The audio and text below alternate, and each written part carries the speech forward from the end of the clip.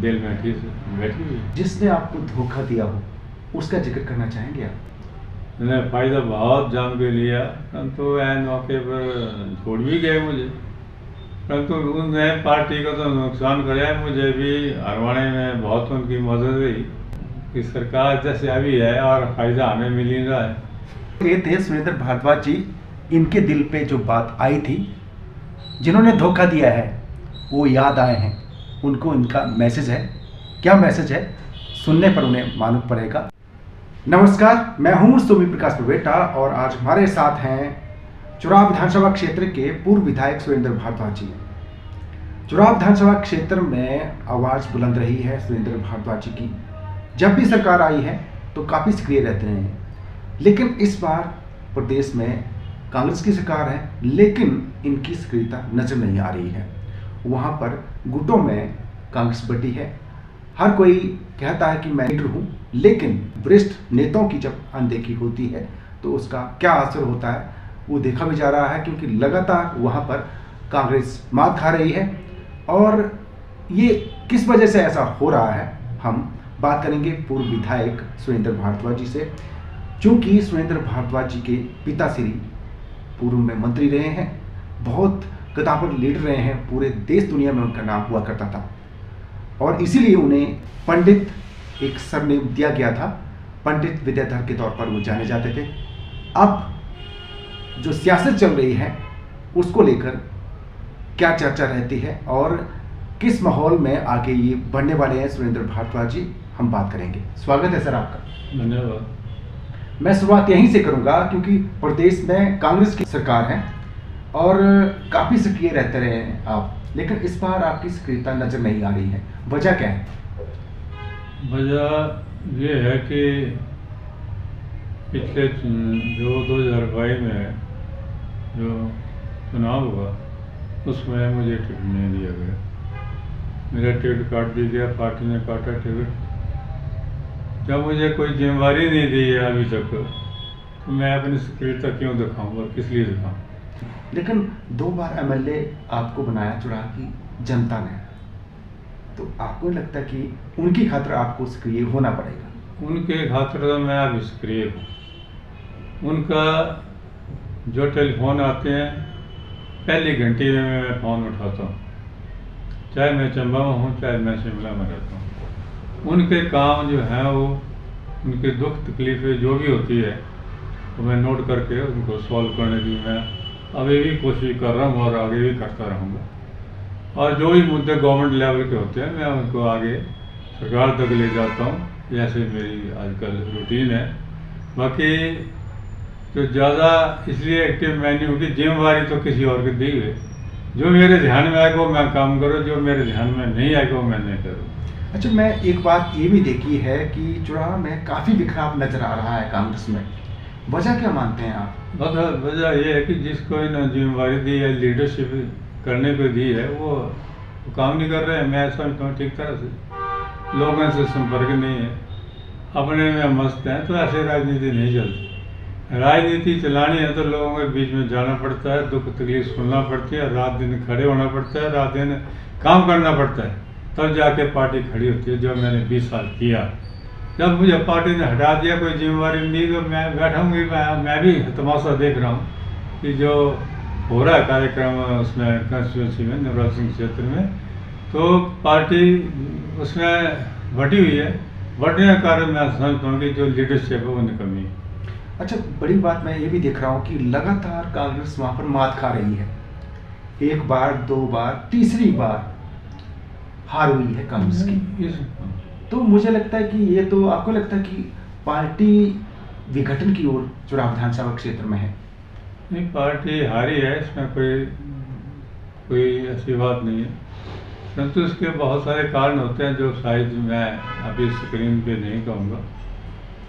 तो पार्टी में with party में भी कई चीज़ हो जाती है, तो कभी कभी उसको इस वजह से हार का सामना करना पड़ता है। अभी पीछे भी पता नहीं क्या हुआ, कुछ लोग कांग्रेस में थे, ऐन मौके पे वो बीजेपी में चले गए, वोट कट गया, फिर वो कांग्रेस में आ गए हैं। तो कांग्रेस जब पार्टी का कोई अनुशासन नहीं रहेगा, लीडरशिप स्ट्रांग नहीं होगी, तो यही हाल है। बात ये भी सुनी है कि जो आपके खास हुआ करते थे वही दगाबाज निकले हैं। चलो, हमने तो कोशिश की थी कि उनको ऊपर उठाने की, फाइनेंशियली भी मैंने ऊपर उठाया और उनको जो पोजीशनें देनी थी वो भी दी, ब्लॉक लेवल पे भी दी। फाइनेंशियली बहुत कमज़ोर थे, मैंने आज इंतज़ाम करके या कॉन्ट्रैक्ट दिला के प्रोजेक्ट में जैसे उनका जो जीवन स्तर था ऊँचा हुआ। परंतु ये तो फिर उनकी बात थी कि भाई दगा क्यों दिया, ये तो उनको सोचना चाहिए था। जब मैं फ़ायदा उनको दे रहा था तो दगा करने की ज़रूरत तो क्या पड़ गई। उनका अपना चरित्र है, उन्होंने दगा दिया तो आज कांग्रेस जो है, कांग्रेस का हाल जो है आपसे भी देख। इस तरह से मैं स्थिति देख रहा हूँ, दूसरी पार्टियों की तरफ उनका झुकाव हो रहा है। जहाँ पर बेनिफिट दिख रहा है वहाँ पर चले जा रहे हैं। बहुत से लोग हैं जिन्होंने पार्टी के दम पर बहुत कुछ कमाया है, नाम भी उसकी वजह से है, लेकिन जब वहाँ पर कांग्रेस को खड़ा करने की बात आती है तो इग्नोर किया जा रहा है। मैं ये बात मानता हूँ कि कुछ स्वार्थी तत्व जिन्होंने कांग्रेस से फ़ायदा लिया और आर्थिक स्थिति बेहतर की, पॉलिटिकल कैरियर में ठीक आगे बढ़ाया, उसके बावजूद वो पार्टी को छोड़ देते हैं। तो मैं समझता हूँ ऐसे ऐसे आदमी की पहचान होनी चाहिए, और जो कि कांग्रेस पार्टी में आजकल मुझे दिखती नहीं है। किसी की पहचान नहीं है, ईमानदारी से कोई किसने काम किया है और लोगों के साथ अच्छा व्यवहार किया, उनको कोई नहीं देख रहा, नज़रअंदाज हो रहे हैं। तो पार्टी भी खराब की तरफ है कि मैं समझता हूँ कहीं ना कहीं से पार्टी वर्कर का और नेताओं का अनदेखी भी है। और कुछ लोगों ने ऐसे काम किए होते हैं जो अपना जो कमी पेशी छुपाने के लिए भारतीय जनता पार्टी में चले जाते हैं, और वहाँ जाके वॉशिंग मशीन तो लगी भी है और वॉशिंग पाउडर भी उनका ज़्यादा स्ट्रांग है, तो उसको धुल जाते हैं सारे पाप, वहाँ चले जाते हैं। अच्छा, मैं ये समझना चाह रहा हूँ कि जैसे जिस तरह के गुट आजकल बने हैं, ऐसा पहली बार हुआ होगा कि इस तरह से लगातार गुट बन रहे हैं और इसकी वजह से नुकसान चुराव की जो वहाँ के मूल कांग्रेसी उनको हो रहा है। ये गुटबाजी तो इन्होंने करवाई। जब लीडरशिप हमारी चुनाव क्षेत्र की कमज़ोर है तो गुटबाजी तो होगी। तो गुटबाजी को ख़त्म करने के लिए जिसको जिम्मेवारी दी है पार्टी ने और सरकार ने, वो देखे भाई। हमने तो 20 साल चाहे चुनाव जीते भी, चुनाव हारे भी हैं, परंतु पार्टी को बिखरने नहीं दिया। आज हालत अलग है कि पार्टी बिखर चुकी है। तो ये अब हाईकमांड हमारी माथे लगी जाने और सरकार भी जाने देंगे। हमें तो कोई जिम्मेवारी आज तक ना गवर्नमेंट ने दी है ना पार्टी ने दी। अच्छा, अगर आपको कोई जिम्मेवारी मिलती है तो आप क्या करके बताएंगे? देखिए, मैं फ्रीडम फाइटर फैमिली से हूँ, शायद आपको पता है। मेरे पिताजी फ्रीडम फाइटर रहे हैं और वो बड़े पुराने कांग्रेसी थे। तो मैं कांग्रेस को विरासत में हमें मिली है पिताजी के जरिए। तो हम पार्टी को जो बुरी हालत हो रही है, हम अंदर से बहुत दुखी हैं। परंतु कोई जिम्मेवारी देता तो हम उनका काम करेंगे। जब जिम्मेवारी कोई नहीं देता तो हमने क्या जाना किसी लोगों के बीच में। जब गवर्नमेंट बोले, पार्टी बोले तो हम जाएंगे और पार्टी को जैसे बिगड़ चुकी है इसको इकट्ठा करने की हम कोशिश करेंगे। अच्छा, आपके हिसाब से चुनाव में कांग्रेस कैसे जीत सकती है विधानसभा चुनाव? देखो, एक तो चुनाव में जीतने का फार्मूला ये है कि एक तो कैंडिडेट की सिलेक्शन ठीक होनी चाहिए। पिछली बार इन्होंने जो व्हाट्सएप यूनिवर्सिटी खोली हुई है, जगह जगह से एक एक आदमी 4-4 आईडी बनाई हुई है, वहाँ के जरिए जो हमारी पार्टी को इनका फीडबैक किया है उसने बेड़ा गर्क कर दिया। तो वो नहीं होना चाहिए। धरातल पर सर्वे लेना तो जाके ज़मीन में देखिए, ज़मीन में तो कोई आता नहीं है। ऊपर से भाषणबाजी की जो चले जाते हैं, ऐसे तो पार्टी नहीं चलेगी भाई।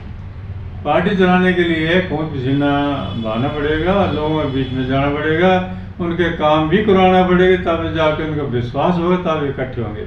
वो विश्वास तो खत्म हो चुका है। लीडरशिप ने जिसको लीडरशिप दिया वो काम नहीं कर रहे हैं।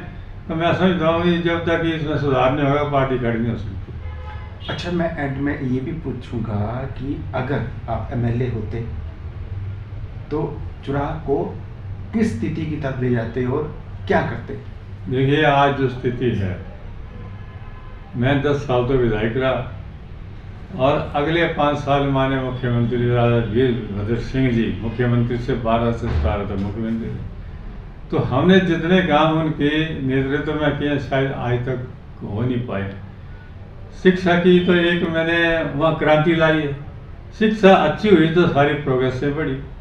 मैंने रोड का बहुत अच्छे सुचारू रूप से काम किया है, बिजली का, पानी का, हेल्थ का और ITI का, बहुत सारे काम किए हैं जो आज नज़र आ रहे हैं। वो सारे मैं अपने प्रयासों से, मेरे पिताजी के प्रयासों से और राजा वीरभद्र सिंह जी की कृपा से हुए हैं। और अब हम बाहर हैं तो वो सुनाई कोई नहीं हो रही है, ना पार्टी की तरफ से ना गवर्नमेंट की तरफ से। अच्छा, दिल में एक टीस रहती है, मतलब मुझे लगता है कि मैं ये कर सकता था लेकिन नहीं कर पाया। सच बोला ईमानदारी से, मुझे लगता है कि वो आप नेचुरली एक अच्छी बैकग्राउंड से रहे हैं। आपके पंडित विद्याधर जी आपके पिताजी थे और उनके पास बहुत से विभाग रहे हैं, उन्होंने बहुत कार्य किया है। तो ऐसा जो कार्य आपको लगता है कि वो नहीं कर पाए, इसका दुख है? देखिए, ऐसा है, काम तो कभी खत्म नहीं होंगे, जो तरक्की है वो चलती रहेगी। उनके समय में, पिताजी के समय में जितने जैसे बजट होता है उस हिसाब से उन्होंने बहुत ज़्यादा काम किया। उस हिसाब से उसके बाद बीच बीच में मेरे मामा श्री भी आए, उसके बाद मैं आया और स्थिति आज चुराह की वो नहीं है जो आज से 1947 में हुआ करती। बहुत चुराह बहुत ही आ गया है, परंतु एक ठीक रह गई है। यदि मैं आज बाद में मुझे पार्टी देती तो हमने जीतना था और बहुत सारे पेंडिंग काम जो मैंने करने थे, परंतु आज वो काम नहीं हो रहा, इसलिए दिल में ठीक से बैठी हुई है। अच्छा, एक ऐसा आदमी जो आपका खास था लेकिन जिसने आपको धोखा दिया हो, उसका जिक्र करना चाहेंगे आप? नहीं, मैं तो ऐसे तो नहीं कहूँगा कि मुंह पे आ रहा है लेकिन बोलना नहीं चाह रहे। नहीं, ऐसे तो एक आदमी की तो नहीं बात है, ऐसे तो 2 4 5 निकला है, मैंने फायदा बहुत जान के लिया, परंतु ऐन मौके पर छोड़ भी गए मुझे। परंतु उनने पार्टी को तो नुकसान कराया, मुझे भी हरवाने में बहुत उनकी मदद हुई और पार्टी में भी बहुत नुकसान हुआ। आज उनकी भी हालत बहुत ख़राब है, एक आधे को छोड़कर। आपकी तरफ से उनको मैसेज चले जाए? मैसेज यही है कि जो उन्होंने गलती की है उसका पछतावा करके अभी तो खैर मैं समझता हूँ कोई बेनिफिट नहीं होगा, क्योंकि जो चीज़ें हो गई वो हो गई। आगे के लिए वो भी चाहते हैं कि कांग्रेस पार्टी की सरकार जैसे अभी है और फायदा हमें मिल ही रहा है, तो कांग्रेस पार्टी जब तक इकट्ठी होगी सब मिलकर काम करेंगे। अब धोखाधड़ी के जो किए है वो छोड़ देंगे, तो कल को फिर एक सुबह की किरण जो आएगी सूरज की, वो जरूर आएगी। बहुत बहुत धन्यवाद। तो ये थे सुरेंद्र भारद्वाज जी, इनके दिल पे जो बात आई थी, जिन्होंने धोखा दिया है वो याद आए हैं, उनको इनका मैसेज है। क्या मैसेज है सुनने पर उन्हें मालूम पड़ेगा। अब की शख्सियत के लिए इतना ही, नई शख्सियत के साथ फिर से मिलेंगे, तब तक के लिए बहुत बहुत धन्यवाद।